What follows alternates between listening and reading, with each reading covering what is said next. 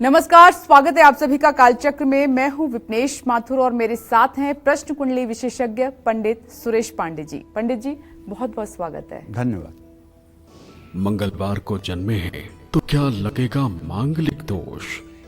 28 की उम्र पार करते ही क्या खत्म होगा मांगलिक दोष? पेड़ से शादी करेंगे तो क्या दूर होगा मांगलिक दोष? जानिए मांगलिक दोष का हर सच और हर झूठ। पंडित जी बताएंगे मांगलिक दोष का रहस्य, सिर्फ कालचक्र में। जी हाँ, कभी कभी ये जानकर बहुत हैरानी होती है कि हमारे यहाँ कुंडली क्रूर ग्रहों, खतरनाक दोषों के नाम पर मासूम लोगों को डराकर चंद लोग अपना भला करते हैं, अपनी जेबें भरते हैं। ऐसा ही एक दोष है मांगलिक दोष। हमारे यहाँ लड़का या लड़की शादी लायक हों और मांगलिक हों तो माँ बाप 24 घंटे चिंता और सवालों से ही घिरे रहते हैं। बेटी या बेटे के लिए मांगलिक कुंडली मिलाने के लिए आ जाएं तो एजुकेशन, परिवार, व्यवहार देखे बिना ही ना कर देते हैं। क्या वाकई मांगलिक होना एक दोष है? क्या वाकई मांगलिक लोगों की शादी में दिक्कतें आती हैं? क्या वाकई मांगलिक लोगों के साथ रिश्ता निभाना मुश्किल हो जाता है?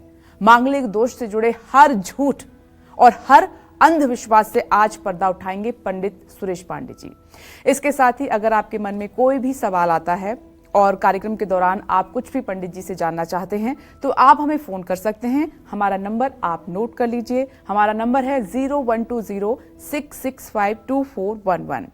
तो अपनी चर्चा की शुरुआत करें उससे पहले हम आपको ये कहना चाहते हैं कि आज का कालचक्र आप ध्यान से देखिए, पंडित जी को ध्यान से सुनिए, क्योंकि मांगलिक दोष को लेकर जो भी डर समाज में बना हुआ है वो पंडित जी आज दूर करेंगे। तो हर डर से दूर रहने के लिए, मांगलिक दोष के बारे में जो भी कंफ्यूजन है या तरह तरह की भ्रांतियां हैं, आज उनको दूर करने के लिए बने रहें कालचक्र के साथ और पंडित जी को ध्यान से सुने। तो चर्चा की शुरुआत करते हुए सबसे पहले यही जानेंगे पंडित जी से कि मांगलिक दोष से लोग इतना क्यों डरते हैं? क्यों मांगलिक दोष किसी भी व्यक्ति की एजुकेशन, उसकी परवरिश और उसके व्यवहार से ज्यादा बड़ा हो चुका है? पंडित जी, सबसे पहले इसी बारे में आप बताइए। देखो, ऐसा है कि मंगल दोष तो है ही, होता ही है, लेकिन इसका हौवा बड़ा है। जितना बड़ा ये नहीं है उतना बड़ा इसका हौवा है।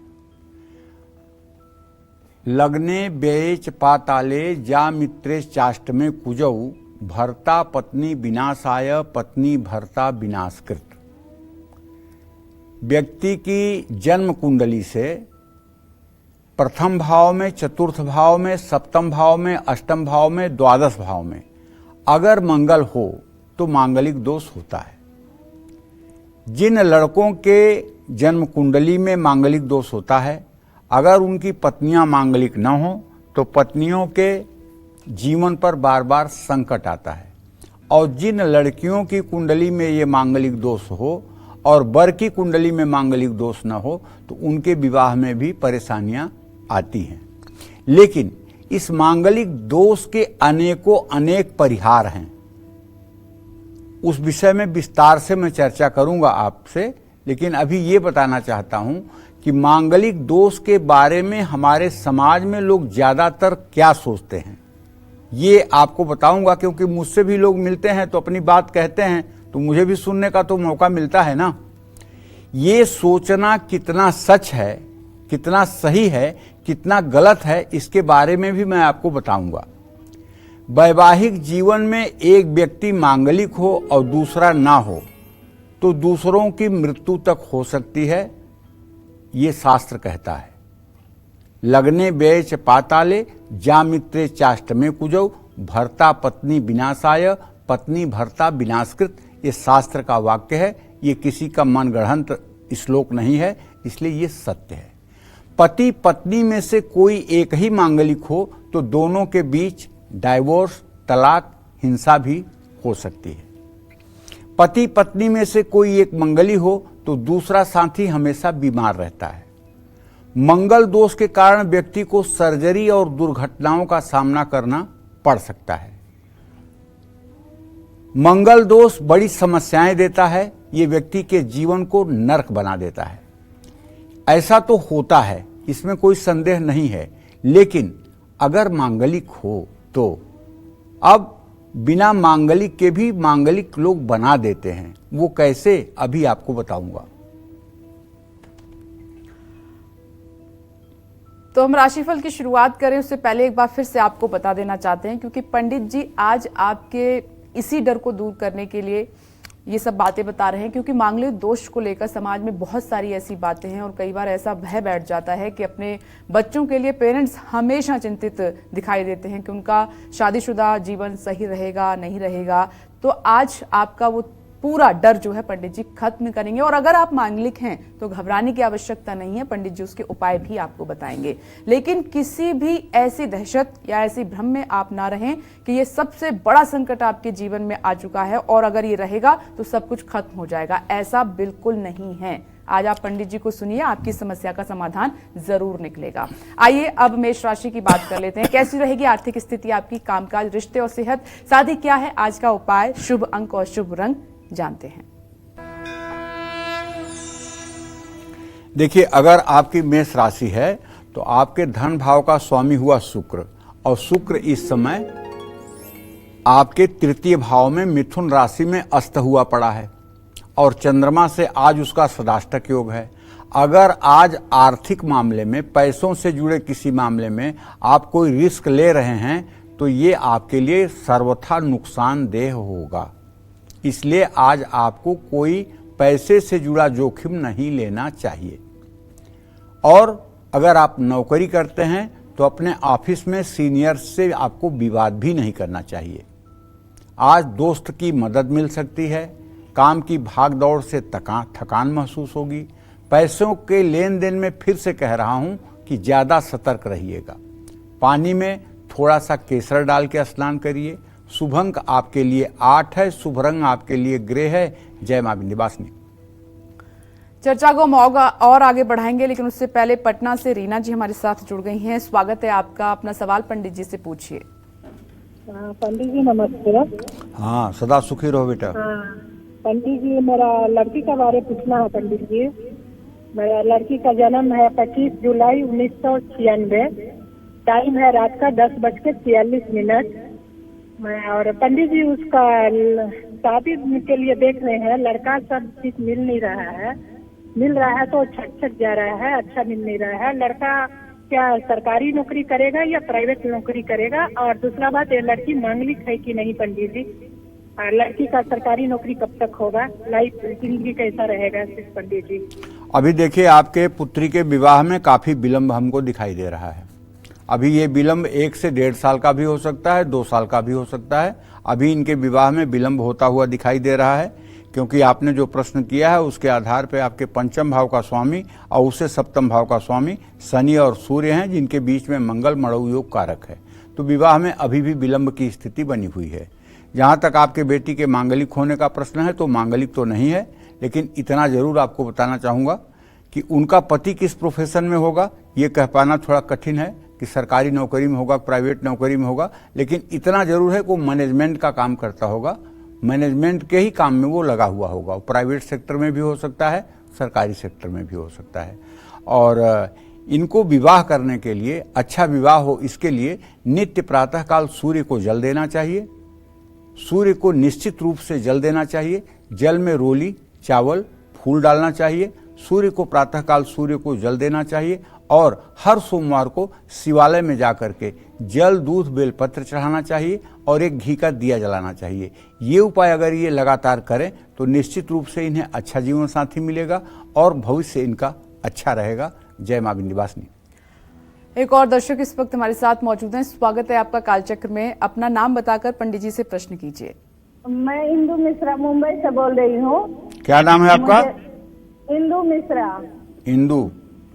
इंदू मिश्रा मुंबई से बोल रही हूँ जी।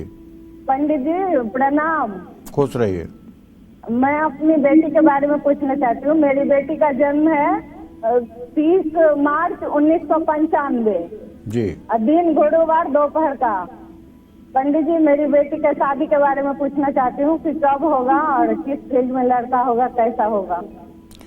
तुम्हारे बेटी के विवाह का संयोग बिल्कुल बन चुका है। बहुत देर होगी तो इस साल के नवंबर दिसंबर तक इसका विवाह या तो तय हो जाएगा या तो हो जाएगा।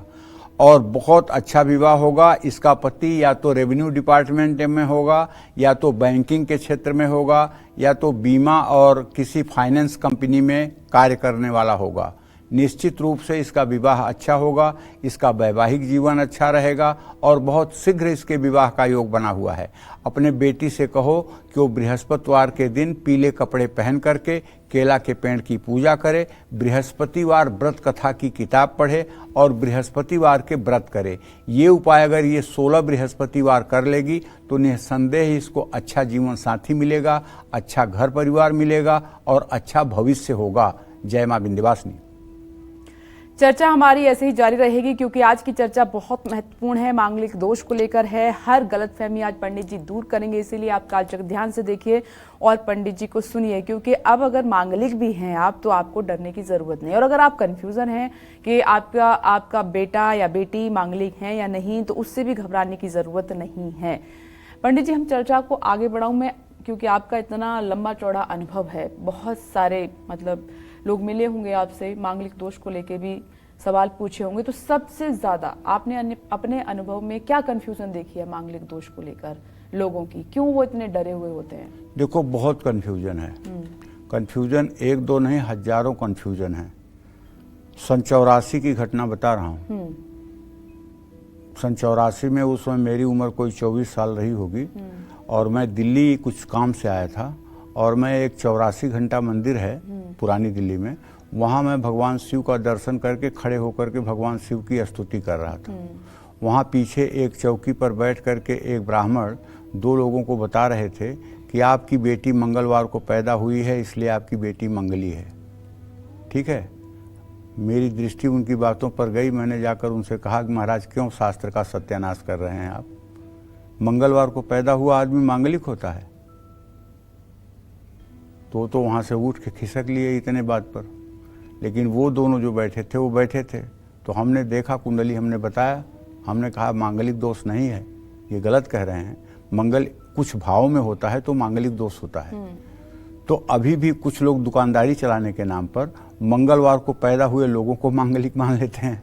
पहली बात, मतलब ऐसा नहीं होता है। अगर आप मंगलवार को पैदा हुए हैं तो जरूरी नहीं है कि आप मांगलिक। दूसरी बात, जैसे लग्न से चौथे, सातवें, आठवें, 12वें भाव में मंगल होने पर मांगलिक दोष होता है। लेकिन मान लो लग्न में चौथे, सातवें, 8वें, 12वें भाव में मंगल है, लेकिन अगर वो सूर्य के साथ है और अस्त हुआ है तो मांगलिक दोष नहीं लगेगा। ठीक है, ये भी एक अपवाद है। ऐसे लोगों को भी लोग मांगलिक बताते हैं। अगर मंगल अस्त है तो मांगलिक दोष नहीं होगा। दूसरी बात, अगर मंगल कर्क राशि में है, अपनी नीच राशि में है, तब भी मांगलिक दोष नहीं लगेगा। इन्हीं स्थानों में मंगल हो लेकिन मांगलिक दोष नहीं लगेगा। अगर कर्क राशि का मंगल हो तो मांगलिक दोष नहीं लगेगा। 12वें भाव में धनु राशि का मंगल हो तब भी मांगलिक दोष नहीं लगेगा। इसी तरह से अगर मंगल बृहस्पति के साथ हो, व बृहस्पति की उस पर दृष्टि हो, तब भी मांगलिक दोष नहीं लगेगा जी। तो बहुत से ऐसे कारण हैं कि मंगल दोष होते हुए भी मंगल दोष प्रभावित नहीं होता है। लेकिन लोग उसका जो परिहार है, परिहार को न पढ़ करके केवल मतलब कि इस बात को कि ये मांगलिक दोष है, इसी बात पे टिक जाते हैं। और अगर उनसे कहिए तो अपने शिक्षा को नहीं मतलब कि बढ़ाना चाहेंगे, शास्त्रों का और अवलोकन नहीं करना चाहेंगे, बल्कि आपसे झगड़ा करना चाहेंगे कि नहीं मैं सही हूं, आप गलत हैं। देखिए, न जानना कोई बुराई नहीं है, लेकिन न जानने की इच्छा होना ये बहुत बड़ी बुराई है। क्योंकि ज्योतिष शास्त्र जो है अपार अगाध समुद्र है और इसमें जितना आप घुसते चले जाएंगे उतना आपके ज्ञान में वृद्धि होती जाएगी और आपको पता चलेगा कि हाँ, अभी सचमुच में हमारे अंदर कुछ न कुछ कमी है। मतलब कम ज्ञान किसी भी और 2 चीजें सुनने को मिलती हैं। तुमने पूछा ना क्या क्या, जिसमें कुछ अभिभावक कहते हैं हाँ मेरा बच्चा आंशिक मंगली है। हाँ, यही सवाल मेरा था। आंशिक मंगली है, पूर्ण मंगली है कि आंशिक मंगली है? अब पूछो पूर्ण मंगलिक क्या होता है, आंशिक मंगलिक क्या होता है? मंगलिक तो मंगलिक होता है, मतलब कम ज्यादा कुछ नहीं। पूर्ण और आंशिक क्या होता है? लेकिन अब ये बात आंशिक मंगली है, अब इसको क्यों कहते हैं? चंद्र कुंडली से अगर है तो उसको आंशिक मंगलिक कह देते हैं और लग्न कुंडली से है तो उसको पूर्ण मांगलिक कह देते हैं। ये एक अपवाद है। तीसरी बात जो सबसे ज्यादा सुनने को मिलती है, आपका बच्चा तो मांगलिक। हाँ पंडित जी, लेकिन 28 साल का हो गया है। भैया किस शास्त्र में लिखा हुआ है कि 28 साल के बाद मांगलिक दोष समाप्त हो जाता है या 30 साल के बाद मांगलिक दोष समाप्त हो जाता है? किसी शास्त्र में अगर लिखा हो कोई प्रमाण तो दे दे। कहीं कुछ भी ऐसा नहीं लिखा हुआ है कि मांगलिक दोष का परिहार इस तरह से होता है कि उम्र हो जाने पर मांगलिक दोष का परिहार हो जाता है। ऐसा कुछ भी कहीं नहीं लिखा हुआ है। ये भी एक भ्रम की स्थिति है समाज में। चौथी बात, आपकी बच्ची मांगलिक है, आप पीपल के पेड़ से शादी करवा लीजिए, आप शालिग्राम से विवाह करवा लीजिए। क्यों भाई? मांगलिक दोष के लिए कोई वैधव्य योग है? विधवा योग होने पर, जिसकी कुंडली में वैधव्य योग होता है, विधवा योग होता है, उसके लिए तो मतलब कि कुंभ विवाह कराया जाता है।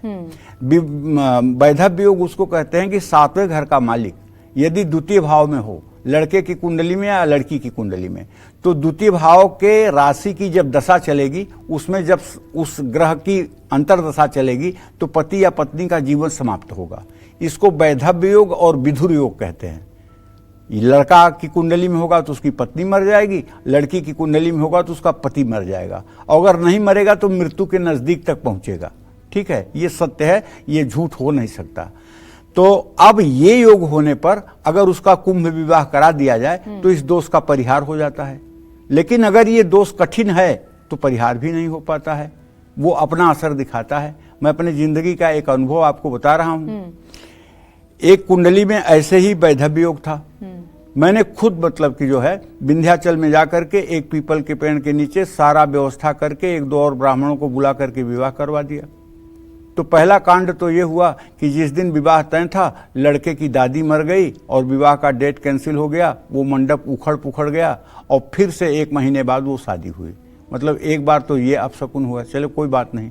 अब लड़की गई शादी होकर के, 2.5 साल के बाद वो लड़का एक्सपायर हो गया। फिर उसके बाद घर वालों ने सोचा दूसरी शादी कर दी। दूसरी शादी के बाद दूसरा लड़का पंपिंग सेट में गिर करके एक्सीडेंट में मर गया। ये तो बहुत दुखद है। फिर तीसरी शादी हुई, तीसरी शादी में भी लड़का, एक बच्ची पैदा हुई, उसके बाद नहीं रहा। तो कहने का मतलब कुछ योग ऐसे होते हैं जिनको आप चाहे जितना पूजा पाठ कर लीजिए, चाहे जितना उपाय कर लीजिए, लेकिन उनका परिणाम आना ही आना है। ये तो आपका पर्सनल एक्सपीरियंस है। हाँ, ये मेरा पर्सनल एक्सपीरियंस है। देखिए, उपाय वो चीज है, जैसे गर्मी बहुत पड़ रही है ना, आप छाता लगा लीजिए तो आपका सर थोड़ा सा बच जाएगा, लेकिन आपका पैर भी नहीं जलेगा, सूरज अपना तपना बंद कर देगा, ऐसा नहीं है। पूर्व जन्म के जो हमारे प्रारब्ध हैं, अवश्यमेव भोक्तव्यम कृतम कर्मम शुभाशुभम, हमें अपने कर्मों का फल तो भुगतना ही पड़ेगा। इसी तरह से ये मांगलिक दोष है, और इसी तरह से वैधव्य दोष है, इसी तरह से ये विधुर योग है। तो देखिए, ये पंडित जी से हमने वो अनुभव जाने, क्योंकि पंडित जी इतने ज्यादा लोगों से मिलते हैं और इसी मांगलिक दोष को लेकर तरह तरह के सवाल पंडित जी से पूछे जाते हैं। तो किस तरीके की बातें होती हैं, किस तरीके का उनका कंफ्यूजन होता है, ये सब पंडित जी आपको बता रहे थे। लोगों को मांगलिक दोष के बारे में बहुत सारी गलतफहमियां हैं, बहुत सारे भ्रम हैं। इसके बारे में पंडित जी से और थोड़ा विस्तार से जानते हैं। पंडित जी, अब कुछ ऐसे मिथक मांगलिक दोष को लेकर हैं, वो जरा दूर कीजिए। देखो, मांगलिक दोष से जुड़े कुछ मिथक भी हैं जिनके बारे में मैं आज आपसे बात कर रहा हूं। जैसे मैंने आपको बताया ना कि कुछ लोग कहते हैं कि 28 साल के बाद, 28 साल की उम्र होने के बाद मांगलिक दोष का प्रभाव खत्म हो जाता है। ज्योतिष शास्त्र में जन्मकालीन ग्रहों का प्रभाव अगर किसी भी व्यक्ति पर आजीवन के लिए माना गया है, तो ये कैसे माना जा सकता है कि 28 वर्ष की उम्र पार करते ही मांगलिक ग्रह का प्रभाव खत्म हो जाएगा? जरा आप सोचिए। हर ग्रह का अच्छा या बुरा फल उसकी दशा अंतरदशा में प्राप्त होता है।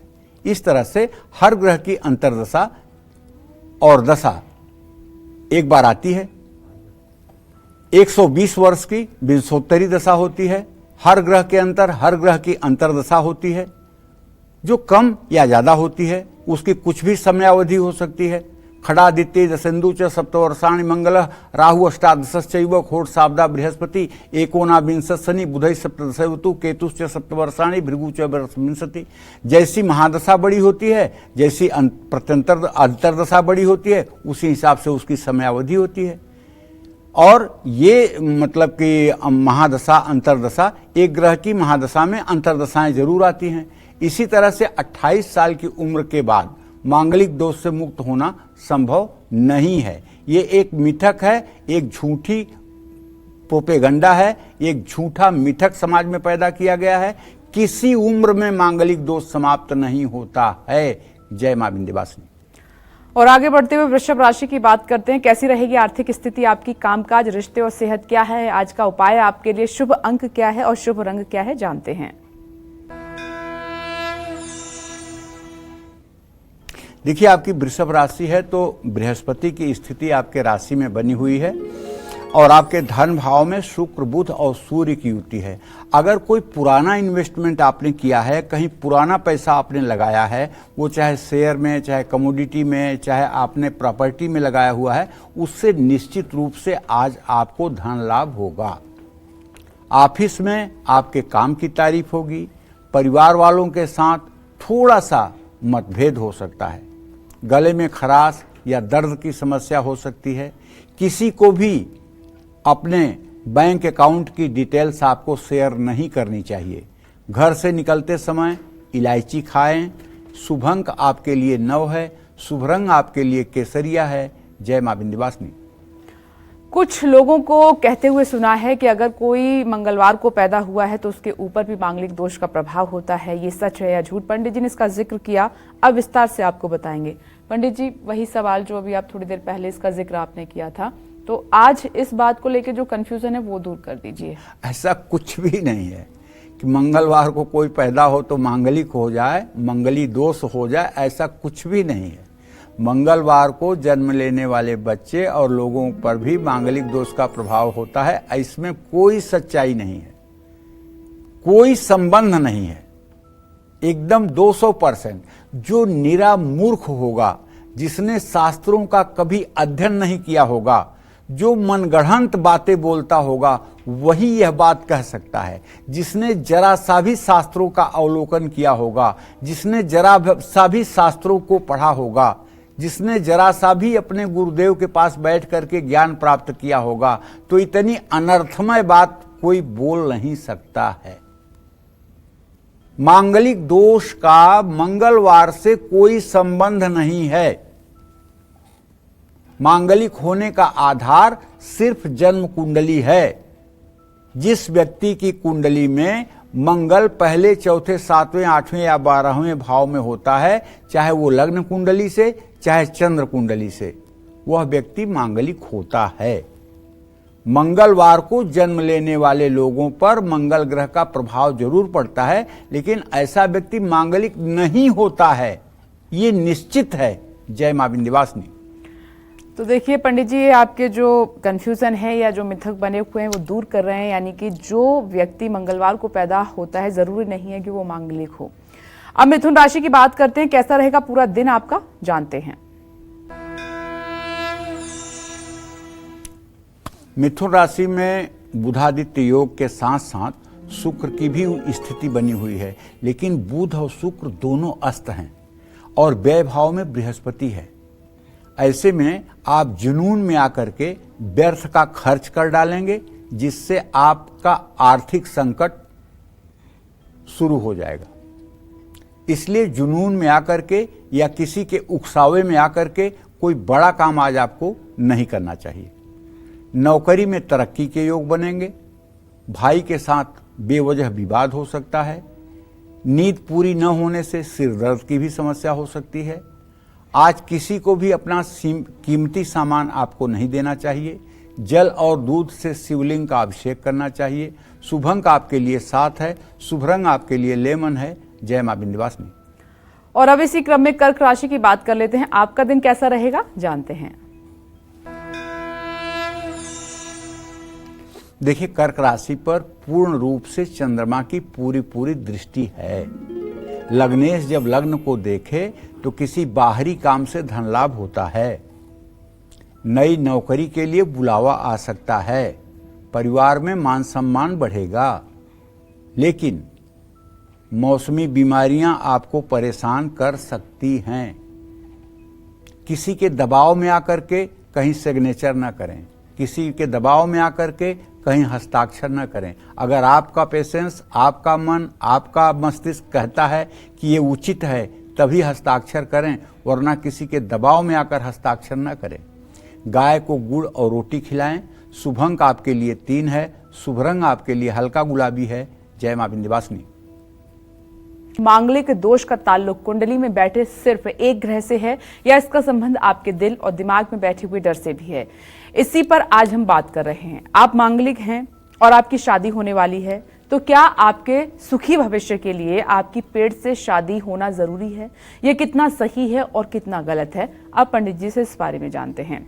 पंडित जी बताइए कि अमूमन ये देखा गया है कि मांगलिक दोष को दूर करने के लिए पहले पेट से शादी करवा देते हैं लोग, तो क्या इससे दूर हो जाता है मांगलिक दोष? बिल्कुल नहीं।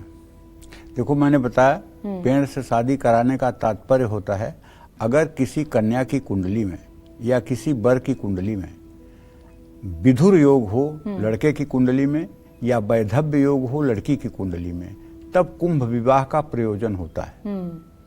अगर विधुर योग और वैधव्य योग नहीं है तो पेड़ से विवाह कराने का मांगलिक दोष के परिहार का कोई औचित्य ही नहीं बनता है। कोई ऐसा उदाहरण आप दे सकते हैं जिस मतलब पेड़ से शादी कराई गई हो, अगर ये योग है तो, और वो समस्या दूर हो गई हो मांगलिक? ऐसा कुछ नहीं है, कभी दूर हो ही नहीं सकती है, समस्या दूर हो ही नहीं सकती है, क्योंकि मांगलिक दोष अगर हाँ उसमें वैधव्य या विधुर योग है और तब कुंभ विवाह करा दिया जाए तो कुंभ विवाह कराने के बाद उस दोष का शमन हो जाता है। इसी को कुंभ विवाह कहते हैं? हाँ, कुंभ विवाह कहते हैं। पेड़ के नीचे ही भगवान शालिग्राम की स्थापना करके और उसी से जो विवाह कराया जाता है, पेड़ से विवाह नहीं कराया जाता है, विवाह शालिग्राम से होता है। और ऐसी कन्याओं का पति जो है आजीवन के लिए भगवान हो जाते हैं। उनका दूसरा पति केवल जीवन साथी होता है, पति नहीं होता है। वो करवा चौथ का भी व्रत करेंगी तो पहले भगवान कृष्ण का ही ध्यान करेंगी, दूसरे पति के रूप में ये वाला पति आएगा जी। पहला पति उनका भगवान कृष्ण ही होंगे। समझ रही हैं? बिल्कुल, हाँ बिल्कुल। तो वैधव्य योग या विधुर योग अगर किसी की कुंडली में हो तब तो मतलब कि ये बात शोभा देती है। लेकिन अगर वैधव्य या विधुर योग नहीं है और तब पेड़ से विवाह करा के मंगल दोष का परिहार हो जाए, ये सर्वथा असंभव है, एक मिथक है। हाँ, एक बात समझ में आती है, अगर मांगलिक दोष है और मांगलिक दोष अनिष्ट कारक नहीं है, बहुत ज्यादा कई प्रकार का मांगलिक दोष होता है ना, जैसे मांगलिक दोष का एक परिहार ये है कि अगर चंद्रमा और शुक्र कुंडली के द्वितीय भाव में हो और बृहस्पति की पूरी दृष्टि मंगल के ऊपर हो, राहु केंद्रगत हो, तो भी न मंगली चंद्र भृगु द्वितीय न मंगली पश्यत यस्य जीवः न मंगली केंद्रगते च राहु न मंगली मंगल राहु योगे। ये योग उपस्थित हों तो चाहे जैसे भी मांगलिक दोष बन रहा है उसका परिहार हो जाता है, वो बच्चा मांगलिक नहीं माना जाता है। बहुत सी ऐसी कुंडलियां मिलाने को आती हैं जिनमें माता पिता दोनों पक्ष के लोग जानते हैं कि हमारे बच्चे मांगलिक हैं, लेकिन दोनों मांगलिक नहीं होते हैं। ये सबसे बड़ी प्रॉब्लम है, क्योंकि इतना सारा समय आपने इसी सोच में गुजार दिया, इसी दुख में गुजार दिया, चिंता में गुजार दिया कि हमारे बच्चे मांगलिक हैं। और सचमुच में बिना मंगली लोगों का विवाह 7-7 साल 10-10 साल से इसीलिए रुका हुआ है कि घर वाले जानते हैं कि मांगलिक है और मांगलिक लड़का ढूंढ रहे हैं, संजोग नहीं बन रहा। तो इस पर आप क्या कहना चाहेंगे? मैं सिर्फ एक बात कहना चाहूंगा कि जैसे आप अपने रोग का इलाज करने के लिए किसी बहुत व्यवस्थित डॉक्टर की तलाश करके और सीटी स्कैन एमआरआई करवा के अपने रोग का सही निदान करवाते हैं, उसी तरह से आपको इस विषय में भी किसी विशिष्ट विशेषज्ञ और सुलझे हुए व्यक्ति से इसका मार्गदर्शन लेना चाहिए। क्या इस पे 2-3 ओपिनियन ले सकते हैं? 2-3 ओपिनियन ले सकते हैं, लेकिन वही है ना, देखो सही बात यह है कि ज्योतिष शास्त्र जो है ये बहुत बड़ा जिम्मेदारी का शास्त्र है, बिल्कुल, और बहुत टैलेंट का शास्त्र है। लेकिन समाज की स्थिति ये है कि जो लड़के पढ़ने में डफर होते हैं, जो लड़के पढ़ने में कमजोर होते हैं, उनको कह दिया जाता है कि जा तू मंदिर की सेवा कर, जा तू पंडिताई कर ले। आप समझ रहे हो? कोई आईएएस करने वाला लड़का जिसके अंदर आईएएस करने का टैलेंट हो, आईआईटी पास करने का टैलेंट हो, उसको माता पिता नहीं कहेंगे कि जा तू यार पंडित बन जा, समाज का कल्याण कर। कभी ऐसा आपने नहीं देखा होगा। जो लोग कमजोर होंगे, जो लोग पढ़ने लिखने में कमजोर होंगे, जिनका पढ़ाई में मन नहीं लगता होगा, उनको कह दिया जाएगा हाँ पंडिताई सीख लो, इससे भी जिंदगी चल जाएगी।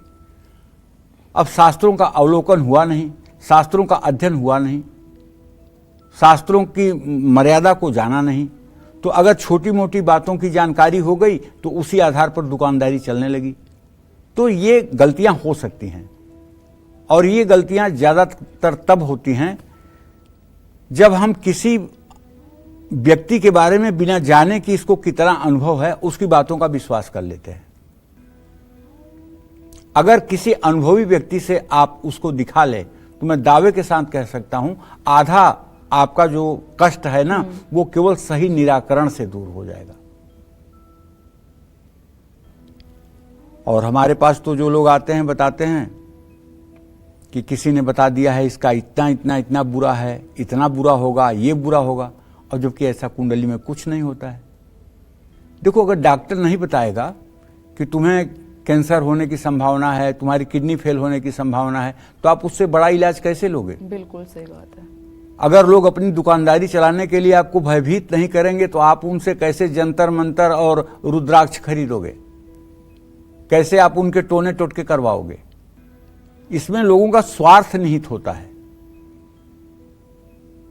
और भगवान सब कुछ देख रहा होता है। अगर आप अपने स्वार्थ के लिए किसी से व्यवहार कर रहे हैं तो इसका खामियाजा आपको भुगतना पड़ेगा, क्योंकि जो व्यक्ति आपके पास आया है वो दुखों से दुखी होकर के आपके पास समाधान लेने के लिए आया है। दुखिया को न सताइए, दुखिया देगा रोए, जब उसका मुखिया सुने तो तेरी क्या गति होए। क्योंकि वो आदमी पीड़ित है, दुखी है, अपने बच्चे के भविष्य से, अपने बच्ची के भविष्य से संतप्त है, शोक से। आप उसके शोक का निवारण करें। आप अगर उसके शोक को बढ़ा रहे हैं तो फिर प्रभु का सीसीटीवी कैमरा आपको भी देख रहा है, आप अपने लिए भी तैयार रहिए जी। तो कहने का आशय यह है कि मांगलिक दोष दूर करने के लिए पेड़ से शादी करना जरूरी नहीं है। कुछ लोगों की ऐसी मान्यता है कि शादी से पहले अगर लड़का लड़की मांगलिक हैं तो पीपल के पेड़ से विवाह करवाया जाए तो इससे मंगल दोष का निवारण होता है। ऐसा कहने के पीछे ये अर्थ होता है कि पहले पेड़ से शादी करोगे तो मांगलिक दोष से होने वाली हर परेशानी पेड़ पर चली जाएगी और दूसरी शादी करने पर कोई दोष नहीं लगेगा। तो ये मान्यता ठीक नहीं है। विवाह कराने के बाद उस पेड़ को कटवा दिए। अरे अगर किसी ने पीपल का पेड़ कटवा दिया और उसका सर्वनाश न हो, ऐसा धरती पर आज तक कभी हुआ नहीं। जो लोग इस धर्म के नहीं हैं सनातन, और वो भी अगर पीपल का पेड़ कटवाए हैं, उनका भी समूल नष्ट हुआ है, ये बात पक्की कह रहा हूं। और अगर किसी के अंदर दुस्साहस हो और पीपल के पेड़ को नुकसान पहुंचा कर देखे तो उसका खामियाजा उसको ऐसा भुगतना पड़ेगा कि उसकी 7 पीढ़ियां याद करेंगी। शास्त्रों में इस तरह से पेड़ से शादी कराकर और पेड़ को काट देने का जो उपाय है, ये कहीं हमारे शास्त्रों में वर्णित नहीं है। ये अधर्म है, ये कुकर्म है, ये सोचना भी महापाप है। और ऐसा जो लोग करवाते हैं वो कुष्ठ रोगी हो जाते हैं और उनकी बहुत दुर्गति होती है। जो लोग इस कार्य में सहायक होते हैं उनकी भी दुर्गति होती है। इस बात को बहुत अच्छी तरह से ध्यान रखना चाहिए। पीपल का पेड़ साक्षात भगवान श्री कृष्ण का स्वरूप है, उसे आप वृक्ष न मानिए। पीपल के पेड़ की इतनी महिमा है कि अगर उसके नीचे खड़े होकर के आप अपने दुखों को कहें और आपके आंखों से आंसू गिरे तो उसी दिन से आपके दुख दूर हो जाते हैं, आपकी दरिद्रता दूर हो जाती है। शनिवार को मां लक्ष्मी जाकर के पीपल के पेड़ में स्वयं विराजमान होती हैं। जो लोग शनिवार के दिन पीपल के पेड़ के नीचे जाकर के पीपल के पेड़ की पूजा करते हैं, उनके घर बिना कहे सुने मां लक्ष्मी का अस्थायी वास हो जाता है, दरिद्रता दूर हो जाती है। और आप अपने स्वार्थ के लिए पीपल के पेड़ को कटवाना, पीपल के पेड़ को नुकसान करना, पीपल के पेड़ के ऊपर अपना ग्रह डालना, क्या है भाई? ये पागलपन नहीं तो और क्या है? तो इन सब चीजों से बचिए, इन सब चीजों से बचिए और शास्त्रीय मर्यादाओं के अनुसार अगर आप उपाय करेंगे तो कोई बुराई नहीं। हाँ, लेकिन एक बात कहना चाहूंगा, मान लीजिए कि कुंडली नहीं मिली, या आजकल के जमाने में कुछ लोग गलत समय दे करके कुंडली मैच करा लेते हैं। ऐसा भी होता है कि सही समय न देकर लड़की की उम्र 1-2 साल छोटी करा के और दूसरी कुंडली देकर के कुंडली मिलान करा लेते हैं। विवाह नहीं हो रहा है इस उलझन से बचने के लिए। और बाद में अगर पता चल जाए कि कोई मांगलिक है तो इसके लिए एक उपाय है। वो उपाय ये है कि मंगल ग्रह का जो वैदिक मंत्र है, ओम अग्निर्मूर्धा दिवः ककुत्पति पृथिव्या अयम अपाग्वं रेता ग्वं सिजिन्वती, ये मंगल का वैदिक मंत्र है। अगर इस मंत्र का जिसके ऊपर मांगलिक दोष है, वो चाहे लड़की है चाहे लड़का है, अगर इसका 10 माला जप 50 दिन प्रातः काल तिल के तेल का दिया जला करके और जप कर ले, और अंतिम दिन किसी ब्राह्मण को बुलाकर हवन करके ब्राह्मण को भोजन पवा के और थोड़ी सी दक्षिणा दे दे, तो निश्चित रूप से इसका असर कम हो जाता है, खत्म हो जाता है। ये हो सकता है मंगल के वैदिक मंत्रों के प्रभाव से इसके दोष में न्यूनता आती है। जैसे अस्त का शुक्र की शांति से उदय हो जाता है, उसी तरह से मंगल का दुष्प्रभाव मंगल के वैदिक मंत्रों के जप से कम हो जाता है। ये बात पक्की है, शास्त्रोक्त है। जय मां विंध्यवासिनी।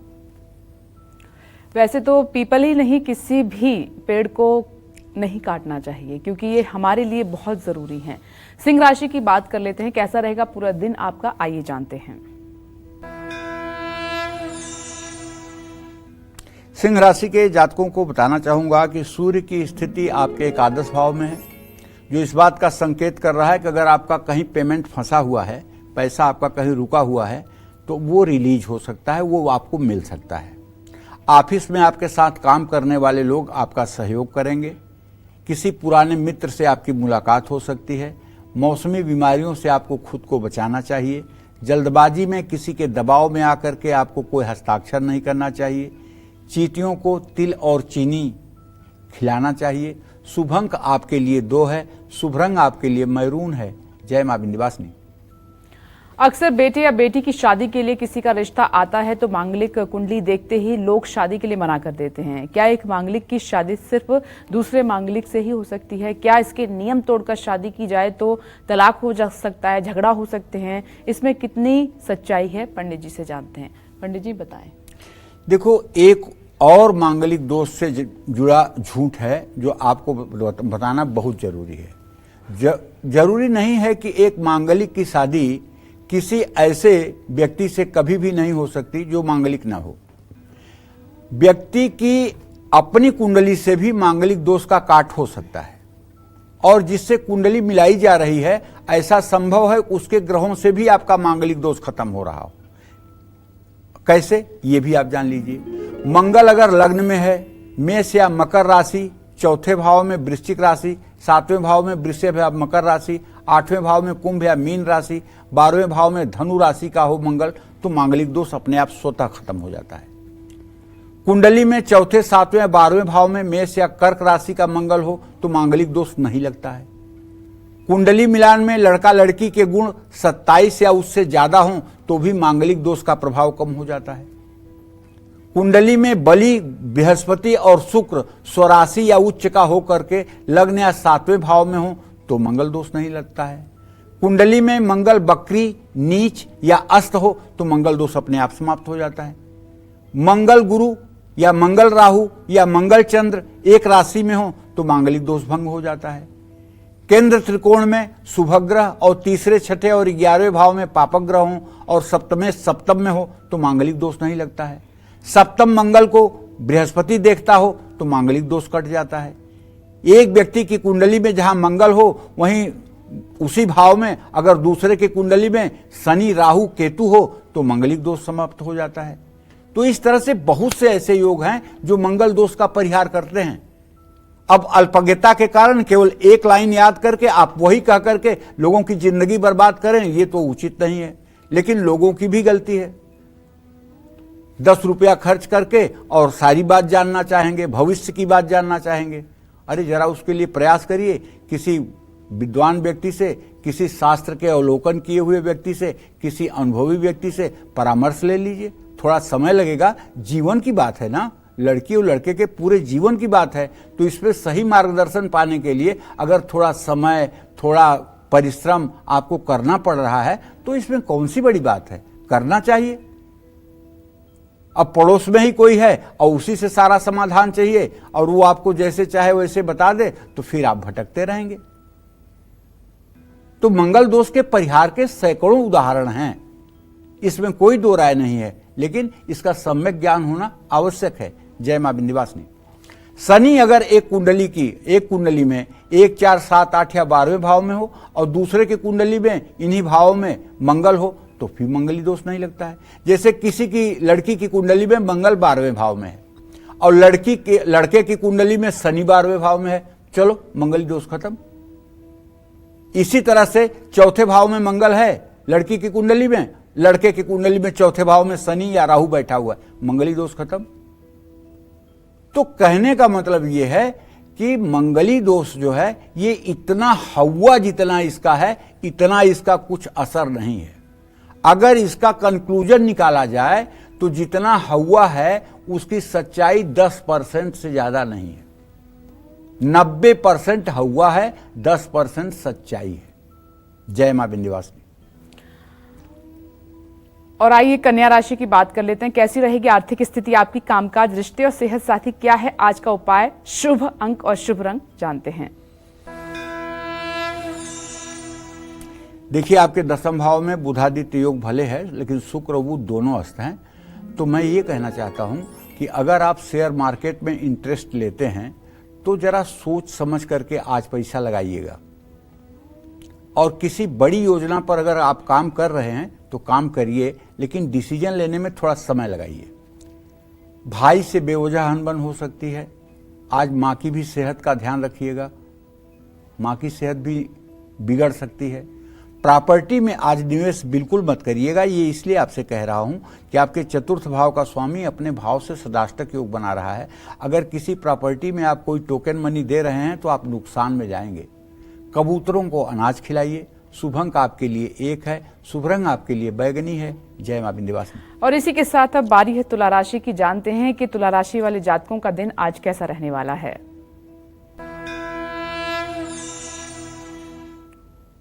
देखिए, तुला राशि से आज चतुर्थ भाव में चंद्रमा है और आय भाव का स्वामी सूर्य भाग्य स्थान में बैठा हुआ है। तो और लग्नेश के साथ है, शुक्र के साथ है, तो आमदनी का नया जरिया आपको मिलता हुआ दिखाई दे रहा है। ऑफिस में नई जिम्मेदारियां भी मिल सकती हैं, बच्चों से शुभ समाचार भी मिलेगा, लेकिन कमर दर्द से परेशान हो सकते हैं। अगर आपकी बड़ी उम्र है तो बड़े बुजुर्गों का अपमान बिल्कुल ना करें, चाहे वो आपके घर के हों, चाहे वो देश के हों। जरूरतमंद लोगों को गन्ने का जूस पिलाएं। शुभ अंक आपके लिए 6 है, शुभ रंग आपके लिए ग्रे है। जय मां विंध्यवासिनी। अब चर्चा को और आगे बढ़ाते हैं। लोगों के मन में जब डर और वहम घर कर जाता है तो वो ऐसे कई लोगों के संपर्क में भी आ जाते हैं जो उनको उपायों के नाम पर ठगते हैं, धोखा देते हैं। यहाँ तक कि हमने कई ऐसे किस्से देखे हैं, सुने हैं, जहाँ अंधविश्वास के नाम पर क्राइम तक हो जाते हैं। ऐसे में अगर कोई सच में मांगलिक दोष के कुछ भी उपाय करना चाहता है तो सबसे सही और सबसे फायदेमंद सुझाव पंडित जी आपको दे रहे हैं। सुनिए पंडित जी। देखो, मंगल कुंडली में जिस तरह की समस्या दे रहा हो उसके मुताबिक ही समाधान करना चाहिए, क्योंकि हर मामले में मंगल वैवाहिक जीवन को ही खराब नहीं करता है। मांगलिक व्यक्ति के मंगल शांति की पूजा करवाई जाती है। अब देखो, इसमें भी कुछ लोग कहते हैं कि हम उज्जैन में जाकर के मंगलनाथ की पूजा किए हैं। उज्जैन में मंगल के प्रकट होने का स्थान है, वहां पर मंगल की भात पूजा होती है। जिन लोगों को गुस्सा ज़्यादा आता है मंगल के कारण, जिन लोगों को मंगल के कारण ब्लड प्रेशर और शुगर, डायबिटीज की बहुत बड़ी समस्या है, वो भात पूजा से वहाँ ठीक हो जाता है। लेकिन अगर आपको मंगल शांति करवाना है तो भात पूजा कराने के बाद भी आपको मंगल ग्रह के वैदिक मंत्रों का 50,000 जप करना चाहिए या करवाना चाहिए। और खैर की लकड़ी 108 टुकड़े, छोटे छोटे टुकड़े बनाकर उसको घी में डुबाकर अग्नि में ओम अंगारकाय स्वाहा या ओम अग्निर्मूर्धा दिवह ककुतपति पृथिव्या अयम अपागोंग रेतागोंग सिजिन्मति स्वाहा हवन करना चाहिए।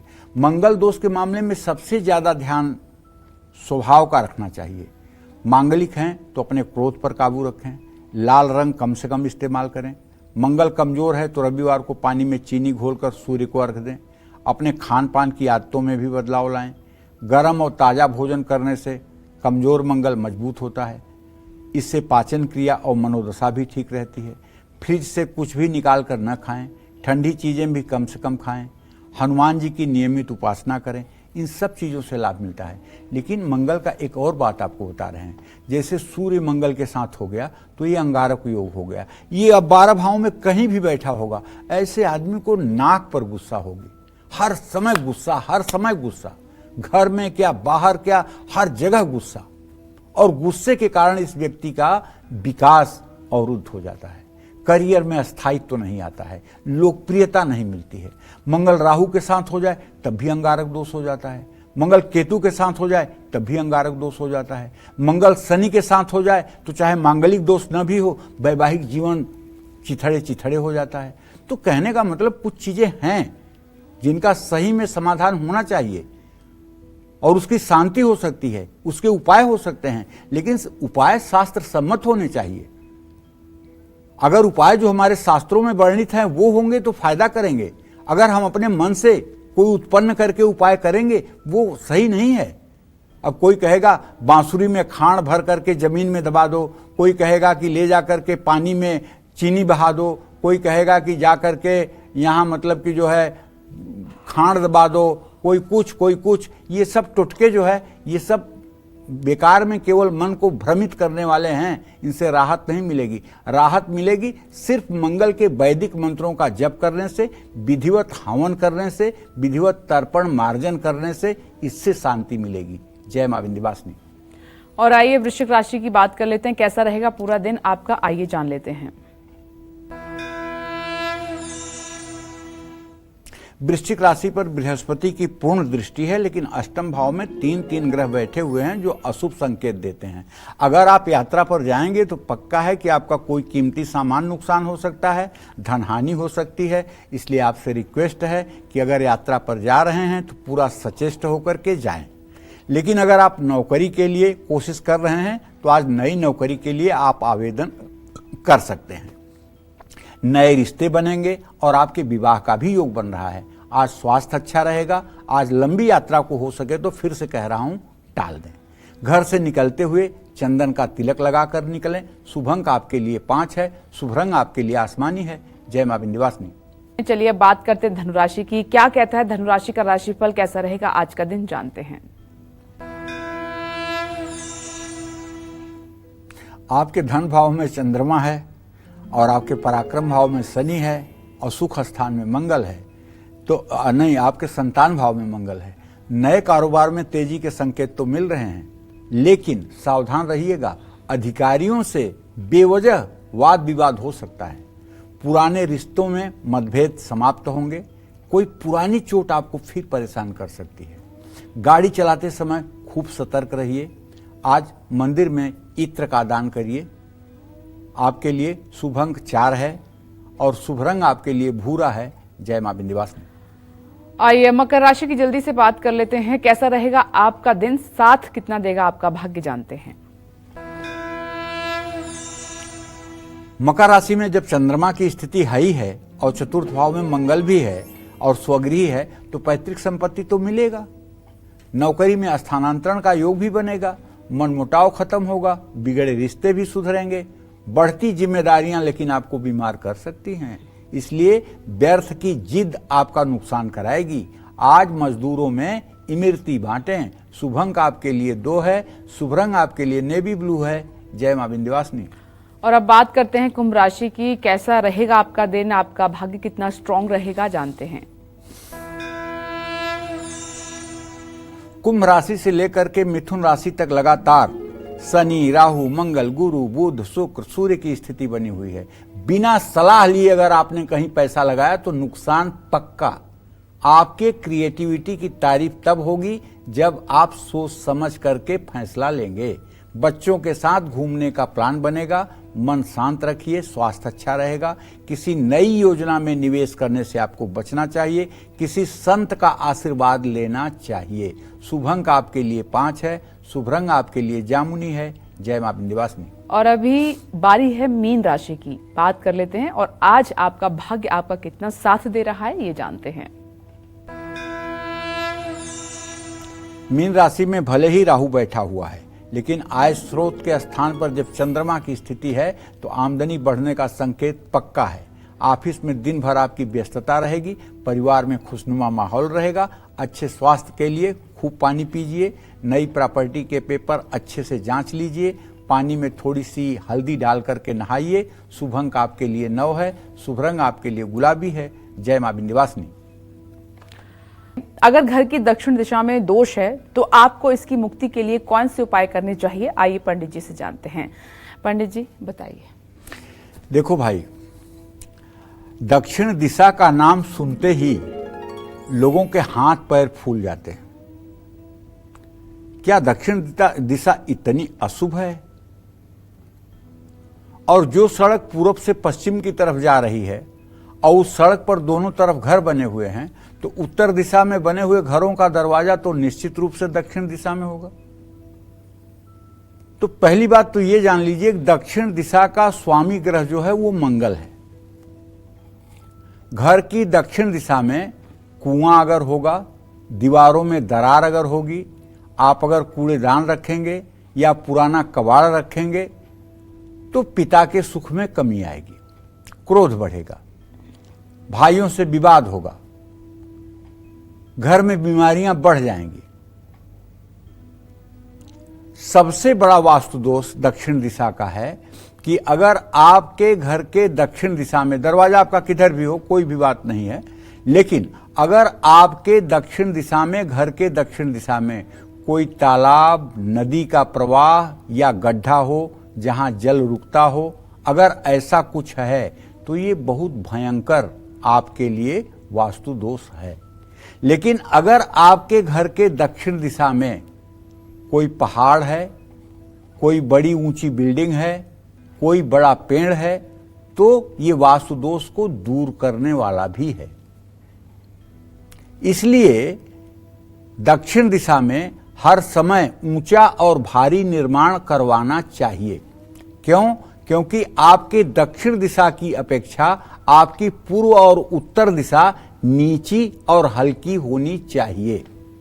अगर आपका दक्षिण दिशा भारी नहीं होगा, देखिए इसीलिए कहता हूं ना कि अगर उत्तर और पूरब के कोने में सीढ़ी बन जाए और टॉयलेट हो जाए और उत्तर पूरब दिशा के ऊपर कमरा बना करके पानी की टंकी रख दी जाए तो ये बहुत बड़ा वास्तु दोष हो जाता है। इसलिए पानी की टंकी घर में जब भी रखना चाहिए उसे साउथ वेस्ट के डायरेक्शन में ही रखनी चाहिए, क्योंकि वो दिशा जब भारी होगा तो घर के वास्तु का संतुलन अपने आप ठीक हो जाएगा। वहीं से पूरे पानी की सप्लाई घर में होनी चाहिए।